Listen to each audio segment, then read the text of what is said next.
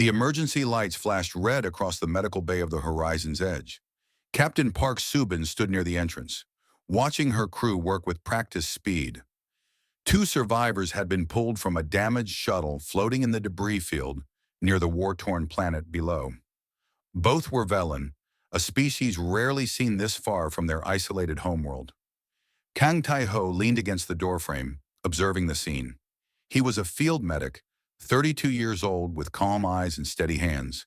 He had seen many wounded beings during his years of service. But something about this situation felt different. The air in the medical bay was thick with tension.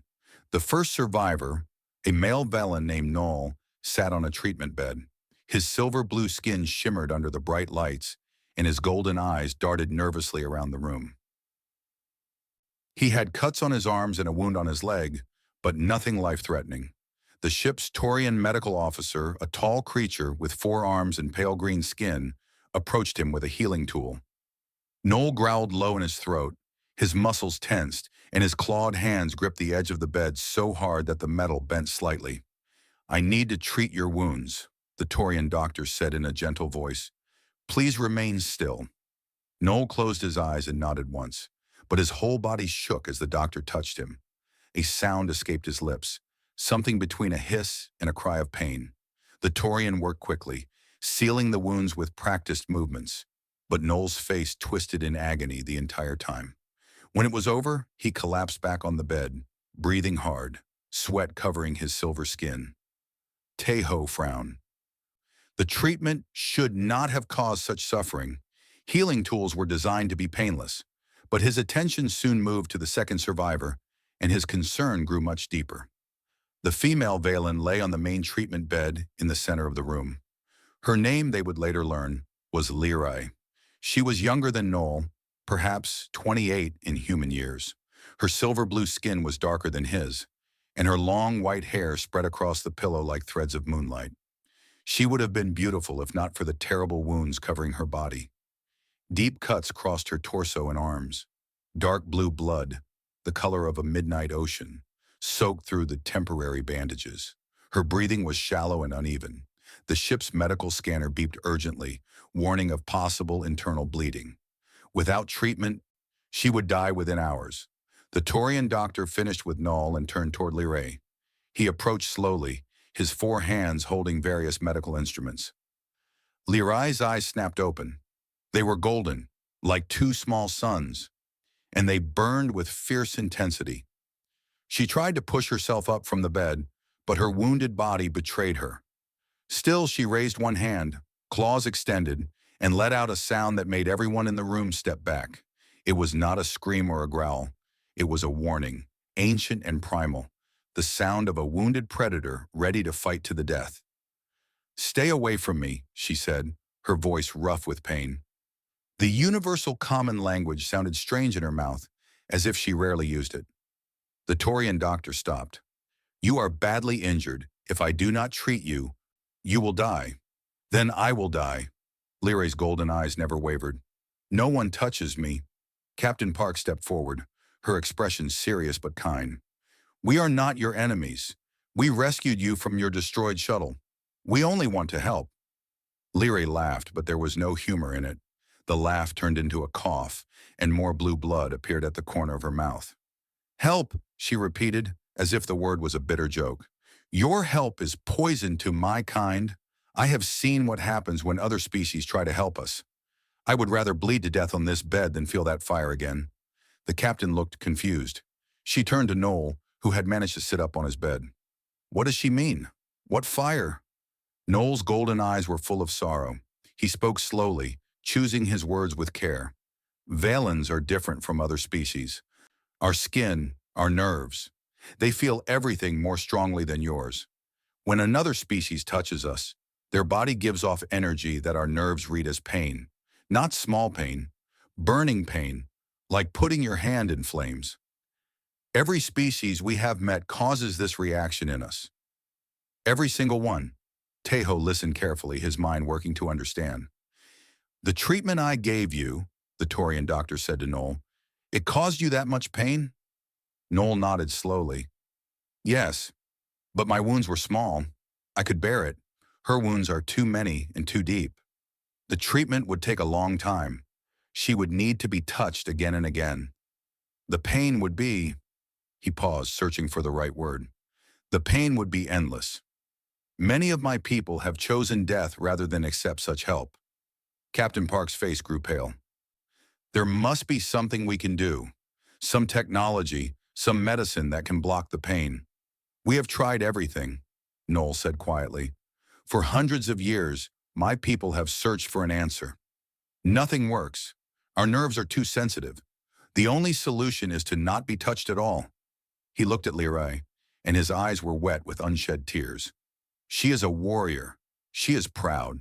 She will never allow the fire to touch her skin again. Liray had closed her eyes, her strength fading. Her breathing grew more uneven. The machines around her beeped faster, warning of her failing condition. Tejo could not look away from her, this proud warrior, choosing death over the help that surrounded her. It seemed so wrong, so deeply unfair. There had to be something, some way to reach her. He thought about what Noel had said. Every species caused pain to Valens, every species they had met. But Tejo remembered reading something years ago, a small research paper that most people had ignored. It was about humans and their unusual bioelectric signature, the energy that all living things gave off. Human energy was different somehow, quieter and more stable than other species. At the time, the research had seemed unimportant, but now standing in this medical bay, watching a woman choose death over unbearable pain, Tejo wondered if that small difference might matter. He looked at Captain Park. "Captain, may I speak with you? I have an idea." The captain raised an eyebrow but nodded. They stepped into the corridor outside the medical bay, and Tejo shared his thoughts with her. When he finished, the captain was silent for a long moment. Then she shook her head slowly. "It is a long chance, Tejo. A very long chance." "I know," he said, "but she will die if we do nothing. And if there is even a small possibility that I can help her without causing pain, I have to try." Captain Park studied his face, seeing the determination there. Finally, she sighed. "Very well, but if she attacks you, step back immediately. We will not force anything on her." Tejo nodded and turned back toward the medical bay. His heart beat faster as he approached the bed where Liray lay, balanced between life and death. He did not know if his idea would work, but he knew he had to try. Tejo walked back into the medical bay with slow, careful steps. The Taurian doctor had moved away from Liray's bed, standing near the wall with his forearms crossed. The other medical staff watched from a distance, their faces showing a mix of frustration and helplessness. They were trained to save lives, but they could not save someone who would not let them. Liray lay on the bed, her eyes closed again. Her silver blue skin had grown paler, and the dark blue blood continued to seep through her bandages. The machines beeped their warnings, but she did not seem to hear them. Perhaps she had already accepted her death. Captain Park followed Tejo into the room. She spoke to Noel, who still sat on his own bed nearby. "The medic has a theory. He believes that humans might be different from other species, that our touch might not cause your people pain." Noel looked at Tejo with surprise and confusion. "That is impossible. We have met many species. All of them burn us. But have your people ever been touched by a human?"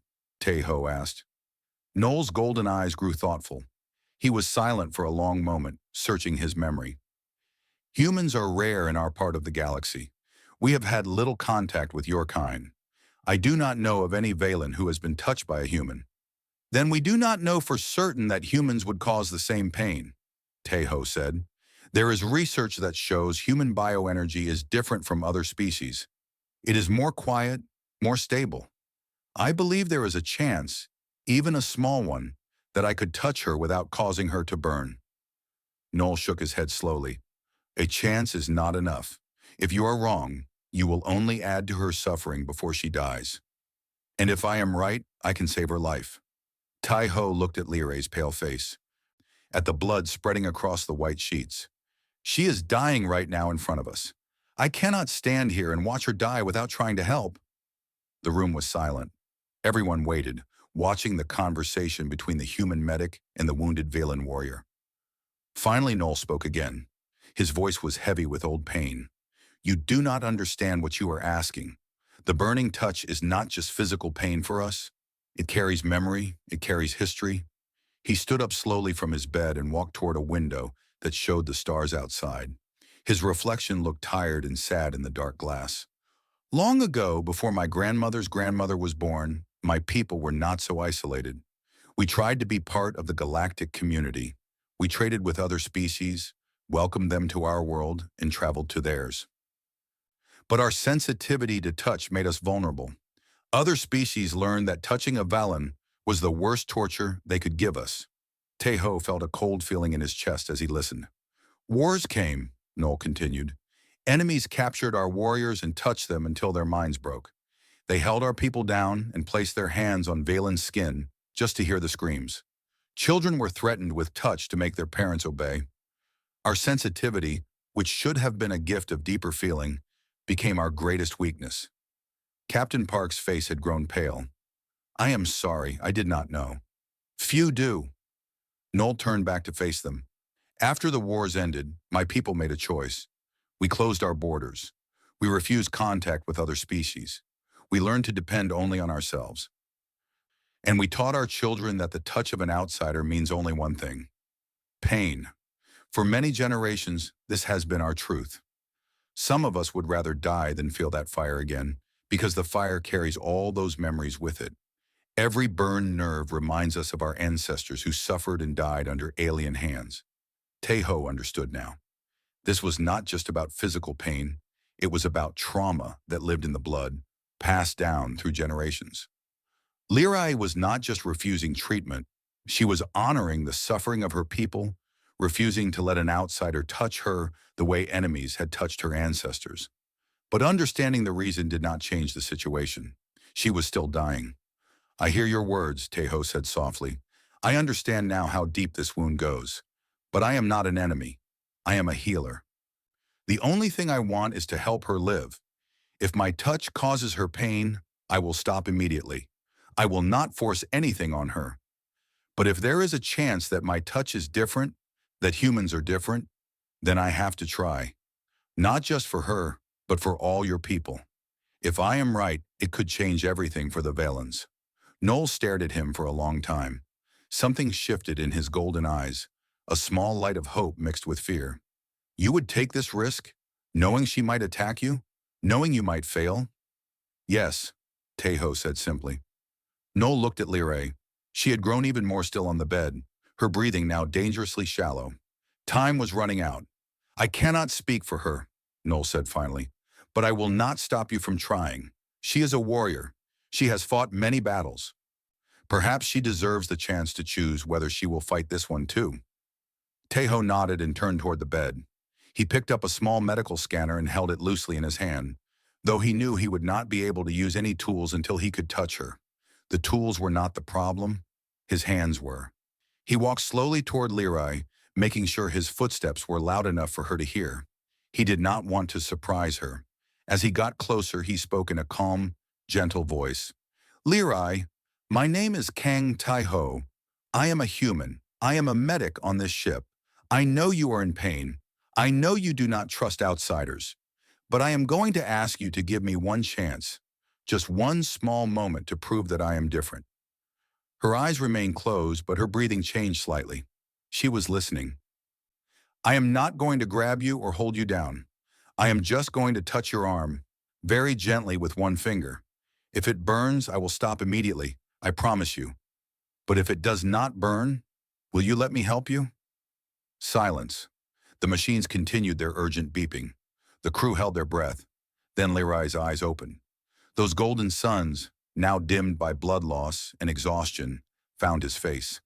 She studied him with an intensity that made Tejo feel like she was looking straight into his soul. Human, she said, her voice barely a whisper. Why do you care if I live or die? You do not know me. Tejo thought about the question. Why did he care? He had seen many dying patients in his career. He had done his best for all of them, but he had learned to keep a professional distance. This felt different somehow. Because giving up is wrong, he said finally. Because you are a warrior who has fought hard to survive, and you deserve better than to die surrounded by help you cannot accept. And because I believe there is something special about humans, something that might mean you do not have to die today." Lyrae was silent for a moment. Then slowly she moved her wounded arm toward him, turning her hand so that her forearm was exposed. "One touch," she said, "and if it burns, you walk away and let me die in peace." Tejo nodded. "One touch." He reached out his hand, keeping his movements slow and visible. His fingers hovered above her silver-blue skin, so close that he could feel the slight warmth coming from her body. Everyone in the room watched. No one breathed. Tejo lowered his finger and touched her arm.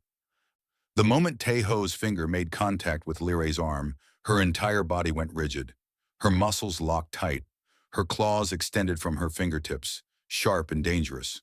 Her golden eyes went wide, staring at the point where human skin met Velen skin. Tejo held perfectly still. He did not pull away, but he did not press harder either. He simply waited, his heart pounding in his chest, watching her face for any sign of the terrible pain Noel had described. 1 second passed, then 2, then 5. Lyrae's mouth opened, but no scream came out. Instead, a small sound escaped her lips, something like a gasp of surprise. Her claws slowly retracted. Her tense muscles began to relax one by one. "It does not burn," she whispered. Her voice was filled with disbelief. "How is this possible?" "It does not burn." Tejo let out a breath he did not know he had been holding. "I hoped it would not. May I touch you more? May I check your wounds?" Lyrae stared at him as if she was seeing something impossible, something that broke every rule she had ever known. Her golden eyes searched his face, looking for deception or tricks, but finding only honest concern. "Yes," she said finally. "Touch me more. I need to know this is real." Tejo moved his hand slowly along her forearm, pressing gently against her silver-blue skin.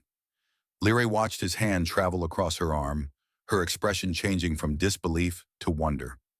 Noel had risen from his bed and now stood nearby, his own face showing the same amazement. "How does it feel?" Tejo asked. Lyrae was quiet for a moment, as if searching for the right words. "It feels warm, like sunlight coming through water, soft, gentle." She looked up at him, and for the first time, her golden eyes held no anger or fear. "I have never felt anything like this from an outsider. Every other species burns like fire on my skin. But you feel like home." The words hung in the air. Around the room, the crew exchanged glances of amazement. The Taurian doctor stepped forward, his forearms lowering in surprise. "This is remarkable," the doctor said. "If this is true, if humans truly do not cause pain to Valens, the medical implications are enormous." But Tejo was not thinking about medical implications right now. He was thinking about the woman bleeding out on the bed in front of him, and the fact that he now had a chance to save her. "Lyrae," he said gently, "your wounds are serious. You are losing a lot of blood. I need to treat you properly, and that means I will need to touch you many times in many places. It will take several hours. Are you willing to let me do this?" Lyrae looked at her wounded body, at the dark blue blood soaking through her bandages. Then she looked back at Tejo, at this strange human whose touch brought no pain. "I am willing," she said. Tejo nodded and turned to the Taurian doctor. "I will need your guidance. You have more medical training than I do. Tell me what to do, and I will do it." The doctor's pale green face showed understanding. "Of course. We will work together. My knowledge, your hands." For the next several hours, Tejo worked without rest. The Taurian doctor stood beside him, giving instructions and handing him tools, but never touching Lyrae directly. Tejo cleaned each wound carefully, removing dirt and debris. He applied special medicines that would help the healing process. He used a small laser tool to close the deepest cuts, sealing them shut so they would not bleed anymore. Through it all, Lyrae watched him. She did not speak much, but her golden eyes followed his every movement. Sometimes, when his hands pressed against a particularly painful wound, her face would tighten with discomfort. But she never pulled away, never asked him to stop. The pain of the wounds themselves was nothing compared to the burning fire she had expected. Noel sat in a chair nearby, watching the miracle unfold before him. His expression shifted between hope and confusion, as if he was seeing something that should not exist. As the hours passed, other crew members came to the medical bay to watch. Word had spread through the ship about what was happening, a human touching a villain without causing pain. It seemed impossible, and yet here it was, happening right in front of them. Captain Park stood by the door, her arms crossed, a thoughtful look on her face. She was already thinking about what this could mean beyond this one patient, beyond this one ship. Finally, as the artificial night cycle began on the ship, Tae-ho finished his work. The last wound was sealed, the last bandage was placed. Leary's vital signs had stabilized, and the urgent beeping of the machines had calmed to a steady, peaceful rhythm. Tae-ho stepped back from the bed, exhaustion hitting him all at once. He had been standing and working for over 5 hours. His hands were steady, but the rest of his body was tired. "The treatment is complete," the Torian doctor announced. "Her condition is stable. With rest and continued care, she will make a full recovery." A wave of relief passed through the room.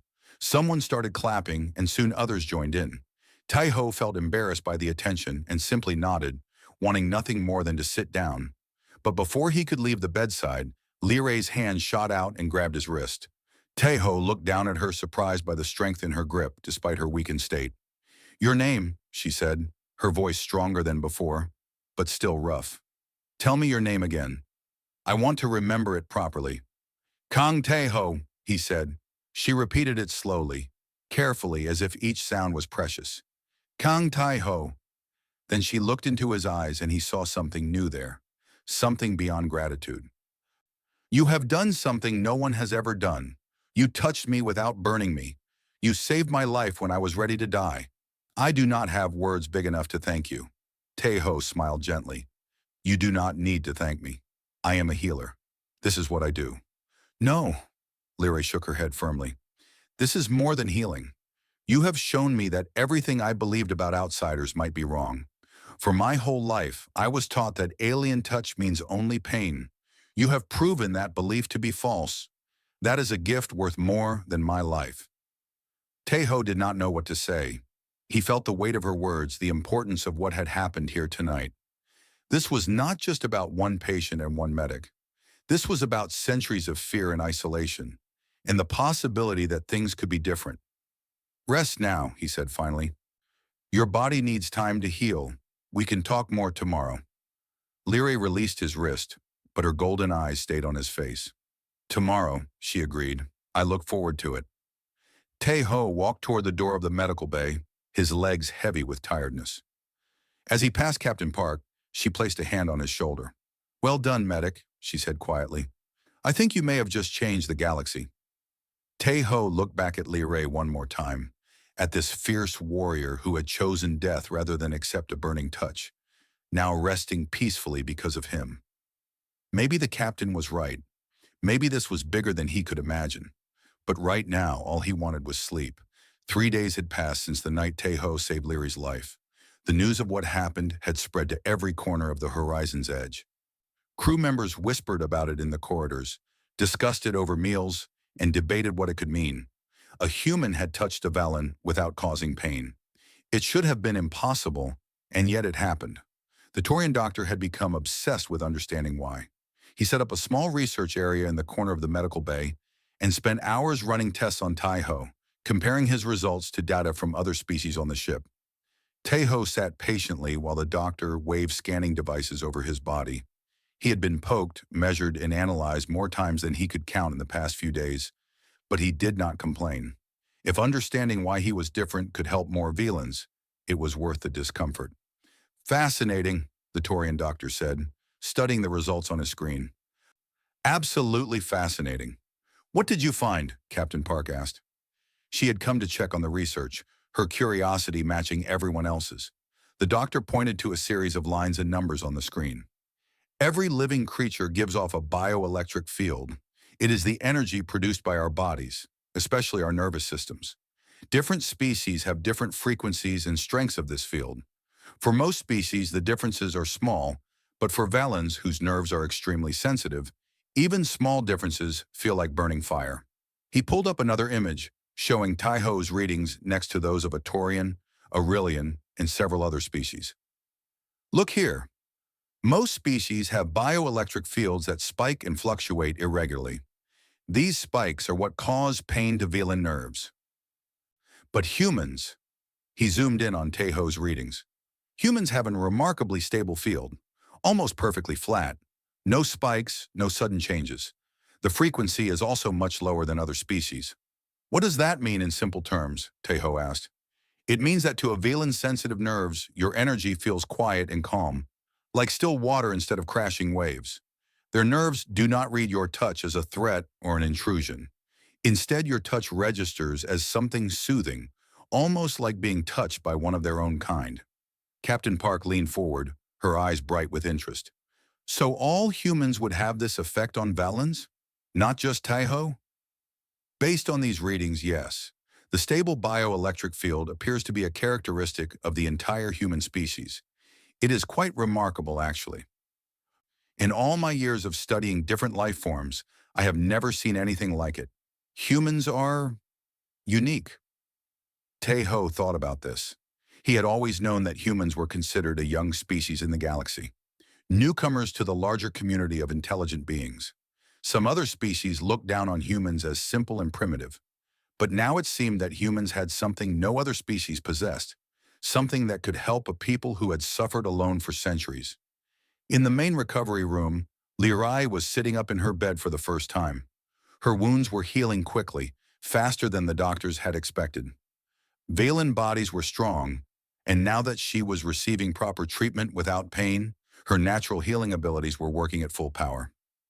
Noel sat in a chair beside her bed.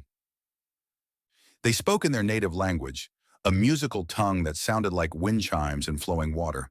But when Tejo entered the room, Lirai switched to Universal Common. "The famous human," she said, and there was a hint of warmth in her usually serious voice. "Come, sit with us." Tejo pulled up a chair and sat down across from her. He was pleased to see color returning to her silver-blue skin. She looked stronger every day. "The doctor found the answer," he told them. "Human bioenergy is different from other species, stable and quiet. That is why my touch does not burn you." Lirai nodded slowly, taking in this information. "So any human could touch a Velan without causing pain?" "That is what the doctor believes." Lirai and Noel exchanged a long look. Something passed between them, a communication that went beyond words. Then Noel stood up. "I should inform our people," he said. "This news is too important to keep to ourselves." He bowed his head slightly to Tejo, a gesture of respect, and left the room. Lirai watched him go, then turned her golden eyes back to Tejo. "Do you understand what this means for my people?" she asked. "I think so. You have been alone for a very long time, unable to accept help from anyone outside your own kind. If humans can touch you safely, that changes everything." Lirai was quiet for a moment. Then she began to speak, her voice soft and thoughtful. "When I was a child, my grandmother told me stories about the old times, before we closed our borders. She said that Velans used to travel among the stars, meeting other species, learning about the galaxy. We were curious and open and unafraid. But the wars changed everything. The torture, the pain, the betrayal. We learned that outsiders could only hurt us, so we locked ourselves away." She looked down at her healing hands, turning them over slowly. "I became a warrior because I wanted to protect my people. I trained myself to fight, to be strong, to never need help from anyone. When my shuttle was damaged, when I woke up on this ship surrounded by aliens, I was certain I would die. I was ready to die, because accepting help meant accepting pain, and I had sworn never to let that happen again." Tejo listened in silence, feeling the weight of her words. "But then you came." She looked up at him, her golden eyes meeting his. "A human, a species I had barely heard of, from a world far across the galaxy. And you touched me, and there was no fire, only warmth, only kindness." She paused, struggling to find the right words. "You did not just save my body, Tejo. You saved something else, something I thought was dead inside me. Hope." Tejo felt his throat tighten with emotion. He was just a field medic, a simple man who had joined the Alliance to help people. He never expected to be part of something this big. "I am glad I could help," he said, his voice a little rough. Leary smiled, a real smile that transformed her usually stern face. "You are a strange human, Kang Tai-ho. Most people would be celebrating, talking about how important they are. But you just want to help. You do not seem to care about glory or praise." "I do not do this job for glory," Tai-ho said simply. "I do it because helping others feels right. That is all." Leary studied him for a long moment, and her smile grew wider. "Then you are even stranger than I thought. But it is a good kind of strange." She reached out and placed her hand over his, a deliberate act of trust. "Tell me about your world. Tell me about humans. I want to understand where you come from."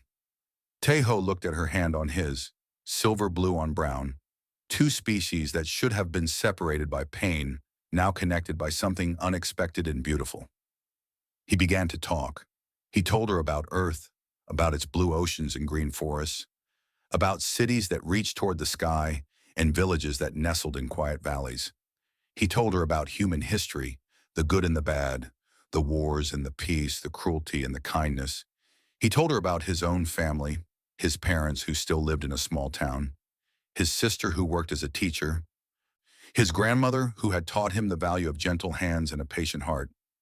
Leary listened to every word, her golden eyes never leaving his face. And as the artificial sun set outside the medical bay windows, painting the stars in shades of orange and pink, something new grew between them. Not yet love, but the seeds of understanding, the beginning of a bridge between two worlds. When Tai-ho finally finished talking, hours had passed without either of them noticing. "Thank you," Leary said softly, "for everything." Tai-ho smiled. "Tomorrow I will come back and you can tell me about your world." "I would like that," she replied. And for the first time since she had arrived on the ship, Leary fell asleep with a peaceful expression on her face. 2 weeks had passed since Leary's rescue.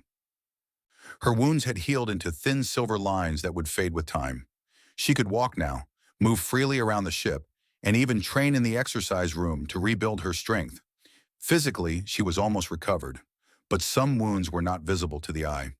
Tai-ho was sleeping in his small cabin when his communicator beeped with an urgent message. It was the ship's night cycle, when most of the crew was resting. He rubbed his eyes and checked the message. "Medical emergency. Velan quarters. Please respond." He was out of bed and running within seconds. He grabbed his medical kit and hurried through the quiet corridors of the ship, his heart pounding with worry. When he reached the quarters that had been assigned to Leary and Noel, the door was already open. A crew member stood outside looking shaken. "She started screaming," the crew member said. "We did not know what to do." Tai-ho rushed inside. The room was dim, lit only by the soft glow of emergency lights. Noel stood near the wall, his face tight with concern. And on the bed, Leary was thrashing, her eyes squeezed shut, her body twisted as if fighting an invisible enemy. She was screaming in her native language, words that Tai-ho could not understand, but whose meaning was clear. Terror, pain, desperation. "She has nightmares sometimes," Noel said, his voice heavy with sadness. "Memories of the past. Usually she wakes herself up, but tonight," he shook his head. "Tonight is bad." Tai-ho set down his medical kit and approached the bed slowly. He had dealt with patients suffering from trauma before. He knew that waking someone from a nightmare required care. "Leary," he said, keeping his voice calm and steady. "Leary, can you hear me? You are safe. You are on the horizon's edge. No one is going to hurt you." She did not seem to hear him. Her claws had extended, and she slashed at the air, fighting phantoms from her past. Tears streamed from her closed eyes, leaving wet trails on her silver blue skin. Tai-ho moved closer, carefully avoiding her clawed hands. He reached out and touched her arm gently, hoping his touch would anchor her to reality. The effect was immediate. Leary's eyes flew open, wild and unfocused. For a moment she looked at him without recognition, her body still caught between the nightmare and the waking world. Then, slowly, awareness returned to her golden eyes. "Tai-ho," her voice was rough, broken. "I am here. You are safe." Leary's whole body began to shake. The fierce warrior who had been ready to fight to the death now looked like a frightened child. She wrapped her arms around herself, trying to stop the trembling. I saw them again, she whispered. The ones who tortured my grandmother. They had their hands on her, burning her, and I could hear her screaming. I tried to save her, but I could not move. I could not do anything. Tejo sat down on the edge of the bed, keeping his movements slow and non-threatening. It was a dream, a terrible dream, but just a dream. You are here with me now. Lyra shook her head and her next words came out in a rush. It was not just a dream. It happened. When I was young, enemy soldiers came to our village. They captured my grandmother and held her in front of everyone. They put their hands on her skin again and again, just to show us what would happen if we resisted. I watched her scream until her voice broke. I watched her die from the pain. Fresh tears spilled from her eyes. I was 7 years old. The room was silent. Noel had turned away, his own memories clearly painful. Tejo felt a deep ache in his chest as he understood the true depth of Lirai's wounds. I am so sorry, he said softly. No child should ever see such things. That is why I became a warrior, Lyra continued, her voice barely above a whisper. I promised myself that I would be strong enough to protect others from that pain. I would fight, I would kill, I would do whatever was necessary, and I would never ever let an outsider touch me again. She looked at her hands at the claws that could tear through metal. But the memories do not care how strong I am. They come for me in my sleep when I cannot fight back. Tejo understood now why she had been so ready to die rather than accept treatment. It was not just about the physical pain of being touched. It was about everything that touch represented. Every terrible memory connected to alien hands on Valen's skin. May I tell you something? He asked. Lyra looked at him, waiting. My people have a long history of hurting each other too. Wars that killed millions, cruelties that I cannot even describe. When I was studying to become a medic, I learned about the trauma that survives these events. The pain does not end when the war ends. It lives in the minds of those who suffered, and sometimes it passes down to their children and grandchildren, like an invisible wound that never fully heals. Lyra nodded slowly. Yes, that is exactly what it feels like. But I also learned something else, Tejo continued. Healing is possible, not forgetting, not erasing the past, but learning to live with it. Learning that not every hand is raised to hurt, not every touch brings pain. It takes time, and it takes courage, and it takes finding people you can trust. He reached out and gently took her hand in his. She did not pull away. Your scars are not shameful, he said, his voice firm but kind. They are proof that you survived. You were a child who witnessed something terrible, and you grew up to become a warrior who protects others. That is not weakness. That is strength. Lyra stared at him, her golden eyes swimming with unshed tears. For a long moment she did not speak. Then slowly she leaned forward and rested her forehead against his shoulder.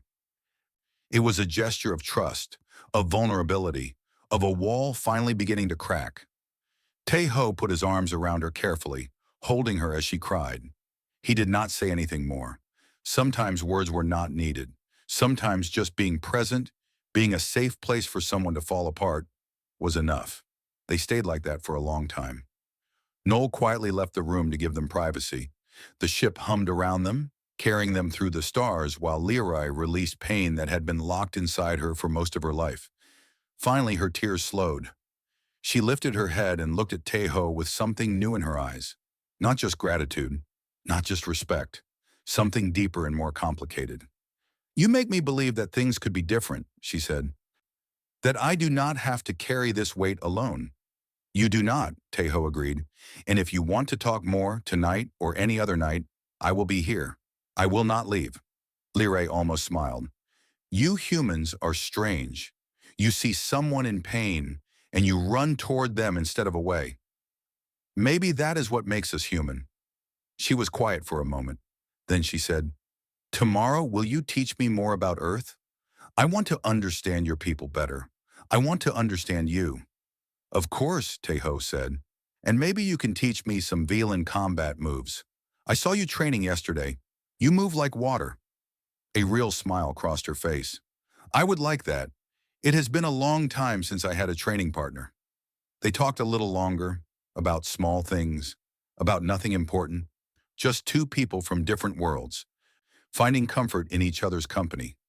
When Lirai finally fell asleep again, her face was peaceful and no more nightmares came. Tai-Ho stayed by her side until the artificial morning light began to glow through the windows. Then he quietly returned to his own quarters, his heart full of an emotion he could not quite name. Something was growing between them, something precious and fragile. He only hoped the universe would give them time to see where it led. The Valen military ship appeared on the sensors without warning. One moment the space around the horizon's edge was empty, and the next a sleek silver vessel hung in the darkness like a blade waiting to strike. Its design was angular and aggressive, built for war rather than exploration. Captain Park stood on the bridge, watching the ship on the main screen. She had known this moment would come eventually. Null had sent a message to his people about what happened, about the human whose touch did not burn. Now the Valens had come to see for themselves. They are requesting permission to send a delegation aboard, the communications officer reported. Grant it, Captain Park said, but inform them that all visitors must follow our ship's rules. No weapons in civilian areas. 20 minutes later, a shuttle docked with the horizon's edge. 3 Valens emerged, all wearing formal military uniforms in dark blue. 2 were young soldiers, their faces hard and expressionless. The third was older, with silver-gray streaks in his white hair and eyes that had seen many battles. His name was Roth, and he was a commanding officer of the Valen fleet. Captain Park met them in the docking bay, flanked by her own security team. "Welcome aboard the Horizon's Edge. I am Captain Park Subin." Roth looked at her with cool assessment. His golden eyes showed no warmth. "I am Commander Roth. I have come to retrieve our warriors, Lyrai and Noel. They have been away from home long enough." "Of course. They are free to leave whenever they choose. But first, perhaps, you would like to visit the medical bay. I understand you have questions about what happened here." Roth's expression flickered with something that might have been curiosity, quickly hidden. "Lead the way." They walked through the corridors of the ship, an uncomfortable procession of 2 species that had rarely interacted. Crew members stepped aside as they passed, watching with a mix of curiosity and concern. When they reached the medical bay, Lyrai and Noel were already there, standing side by side. Lyrai had changed into clean clothes provided by the ship's supplies.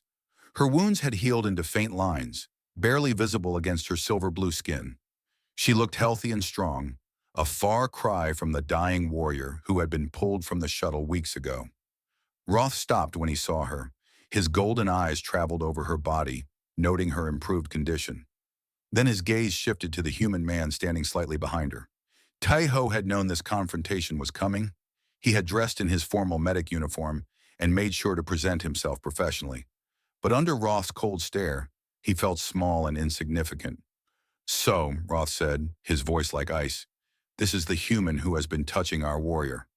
The word touching was spoken with clear disgust. Lyrai stepped forward, her back straight and proud. "Commander, this human saved my life. His touch does not cause our people pain. I have experienced it myself many times. The research here proves that humans are different from other species." Roth's eyes narrowed. "I have read the reports. Forgive me if I am skeptical. For hundreds of years, every species we have encountered has burned us. And now we are supposed to believe that these humans are special? That they alone in all the galaxy can touch us safely?" "It is the truth," Noel said, stepping forward to stand beside Lyrai. "I was there when he first touched her. I saw her face. There was no pain, and the medical data supports what we saw." "Data can be falsified." Roth turned his cold gaze back to Tai-Ho. "I want to see for myself. Human, come here." Tai-Ho glanced at Captain Park, who gave him a small nod. He walked forward slowly, stopping an arm's length from Commander Roth. The old Valen studied him with obvious contempt. "You do not look like anything special, just another soft, fragile alien." He extended his arm, pushing back his sleeve to expose his silver skin. "Touch me." Tai-Ho understood what was happening. This was a test, but it was also a trap. If his touch caused Roth pain, the commander would use it as proof that humans were no different from anyone else, and Lyrai would be punished for her claims. He reached out and placed his hand on Roth's forearm. The commander's whole body went rigid. His golden eyes widened. For one terrible moment, Tejo thought he had been wrong, that the pain was coming, that everything would fall apart. Then Roth exhaled slowly, and his rigid posture relaxed. His expression shifted from contempt to confusion to something that might have been wonder. "It does not burn," he said, his voice rough with disbelief. "By the ancestors, it does not burn." The two young soldiers behind him exchanged shocked looks. One of them actually took a step backward, as if Tejo had suddenly become something frightening. Roth pulled his arm away, staring at his own skin as if it had betrayed him. When he looked at Tejo again, there was no more contempt in his eyes, only deep unsettlement. "This changes nothing," he said, but his voice lacked conviction. "Liray, you are to return with us immediately. The High Council will want to question you about your time among these outsiders." Liray's face hardened. "I will return, Commander. But I will not denounce what happened here. The human saved my life, and his touch caused me no pain. I will tell the truth to the Council." "The truth?" Roth stepped closer to her, his voice dropping to a dangerous whisper. "The truth is that you have allowed an alien to put his hands on you, again and again, when you should have chosen death. Do you know what the traditionalists will say? They will call you contaminated, impure. They will demand you undergo the purification rituals." Liray did not flinch. "Then let them demand. I know what I experienced. I know what the research shows. If our people are ever going to move forward, we need to accept that the galaxy is not as we believed. Humans are different. Maybe others are too. We cannot hide in our isolation forever. You speak like a child who does not understand the weight of history." Roth's voice was rising now, anger breaking through his controlled exterior. "Our people suffered, Liray. They were tortured and killed. The touch of outsiders brought us nothing but pain for generations. And now you want us to just forget all of that because one human was kind to you? I do not want anyone to forget." Liray's own voice rose to match his. "I carry those memories with me every day. I watched my grandmother die screaming under alien hands. But if we close ourselves off from every possibility of change, we are not honoring the dead. We are just extending their suffering into the future."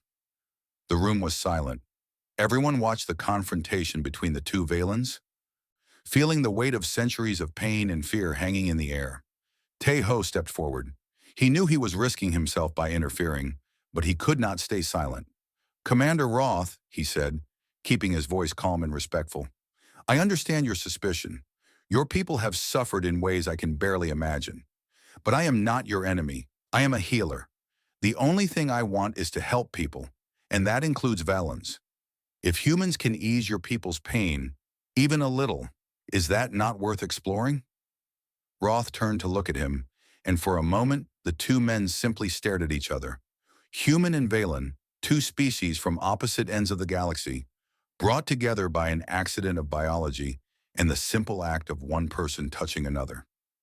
"You do not understand," Roth said finally, his voice tired. "Even if what you say is true, even if humans can touch us safely, accepting your help would mean admitting that we need it, that we cannot survive alone. My people have built their entire identity around isolation and self-reliance. Changing that will tear us apart. Or," Tejo said quietly, "it could bring you back together in a new way, a stronger way." Roth was silent for a long moment. Then he turned away. "We leave in 1 hour," he said to Liray and Noel. "Prepare yourselves." He walked toward the door, his soldiers following behind him. Liray watched him go, then turned to Tejo. Her golden eyes were filled with a mixture of determination and sorrow. "This is not over," she said. "The Council will decide what happens next. But I promise you, whatever they say, I will fight for the truth. I will fight for the possibility of change." Tejo took her hand in his, feeling the warmth of her silver skin against his palm. "I believe you," he said, "and I will be waiting, no matter how long it takes." 1 hour later, Liray boarded the Velen shuttle and disappeared into the stars. Tejo stood at the observation window, watching until the silver ship was nothing more than a speck of light in the darkness. He did not know if he would ever see her again, but he knew that something had been set in motion, something that could not be stopped. The universe was changing, and he had helped start it. 3 months had passed since Lyrae left the horizon's edge. Tejo had returned to his normal duties on the ship, treating injuries and illnesses among the crew, helping with emergency rescues when the ship encountered damaged vessels. Life went on, as it always did, but something was different now. There was an emptiness inside him that he could not quite name, a space where Lyrae had been. He thought about her often. When he worked in the medical bay, he remembered her lying on that bed, choosing death over a burning touch. When he ate his meals in the ship's dining hall, he remembered the conversations they had shared, learning about each other's worlds. When he slept, he sometimes dreamed of golden eyes and silver blue skin. Captain Park noticed the change in him. One evening, she found him at the observation deck, staring out at the stars. "You miss her," she said simply, standing beside him. Tejo did not try to deny it. "I do. I keep wondering what is happening to her. Whether the council believed her, whether she is safe. The Valen homeworld is far from here, and they have closed their borders again. No news comes out." Captain Park sighed. "But I have faith in Lyrae. She is a warrior. She will fight for what she believes." "I know, but not knowing is hard." The captain placed a hand on his shoulder. "Have patience, Tejo. Some things take time, and in my experience, the important stories rarely end quietly." She left him alone with his thoughts and the endless stars. More weeks passed. The horizon's edge continued its missions, moving from one part of the galaxy to another. Tejo kept working, kept helping, kept healing. He tried to focus on the patients in front of him, rather than the one who had left.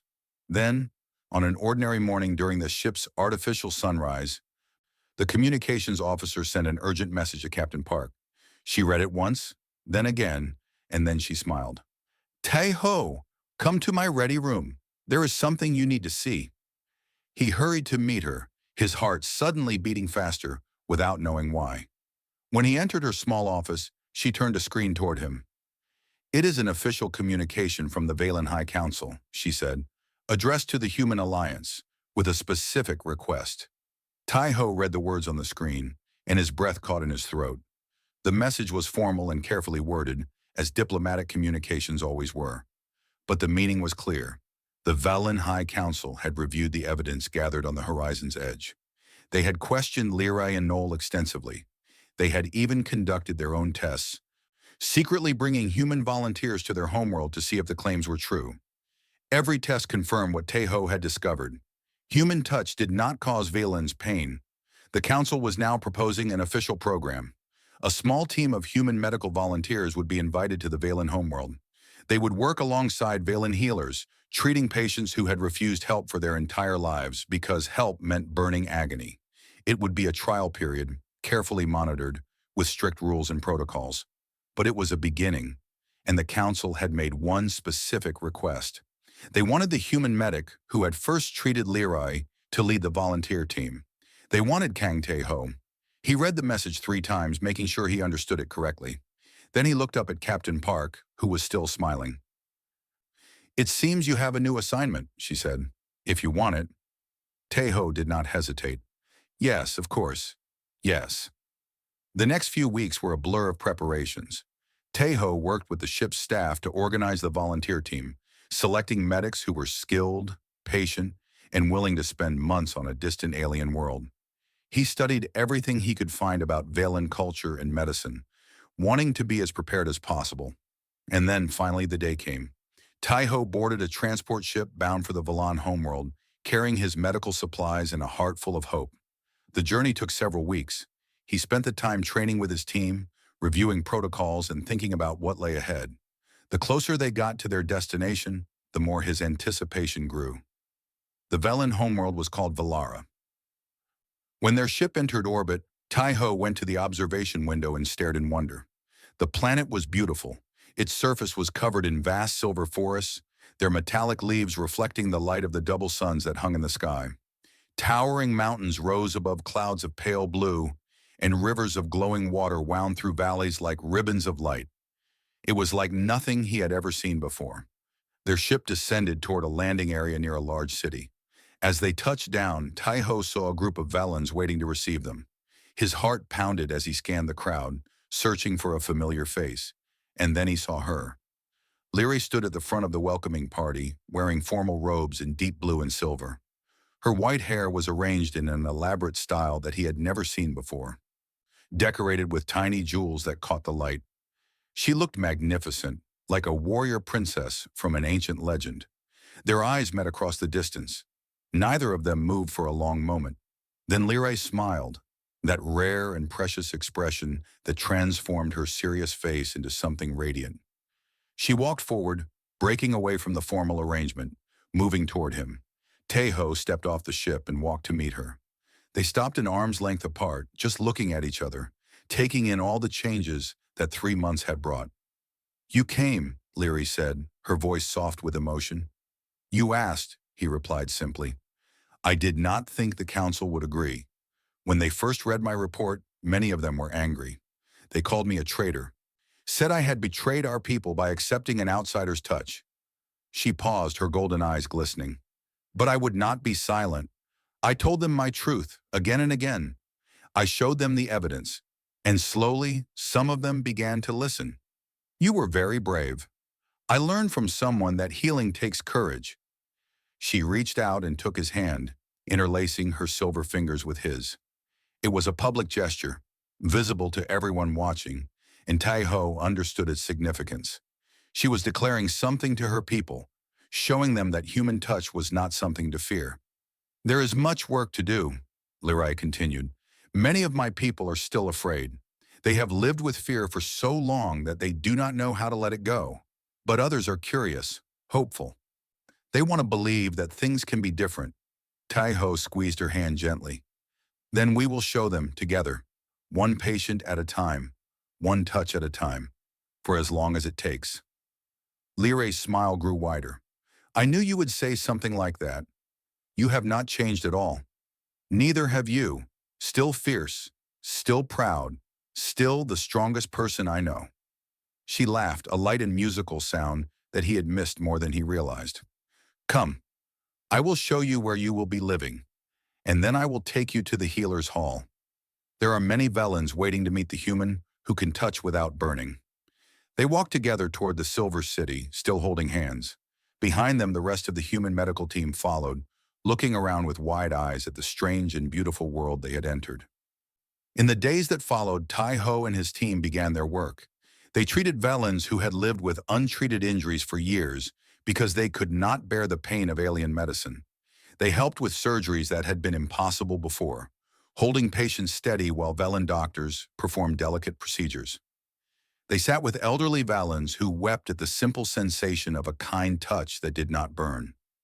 It was hard work, sometimes frustrating, often exhausting. Not everyone accepted the humans. Some Valens protested, calling them invaders and contaminators. There were tense moments and difficult conversations, but progress was made, one small step at a time. And through it all, Leary was by Tai-ho's side. She translated, mediated, encouraged, and protected.